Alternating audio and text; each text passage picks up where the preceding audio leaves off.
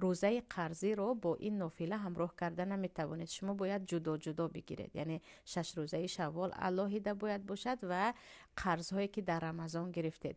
اما اگر گفتید من اول 6 روزه رو میگیرم بعد قضاهایم رو باقی ندارد، لیکن قضا رو گرفتیم، باز بهتر است، برای اینکه قضا همچون فرض به گردن هر یک زن است و هر چی پیشتر قرضی که ما به الله داریم، یعنی قرضی که ما از الله اون روزه رو قرض دارستیم تمام کردیم بهتر است. یعنی اگرچه اول گفتید من 6 روزه رو میگیرم بعد قرض رو باقی ندارد، اما گفتید نه، قرض که من حتما باید بگیرم و روزه شوال گفتید مستحب یا نافله هست، گرفتید ثواب میگیرید، نگیرید هیچ گناهگار نمیشوید.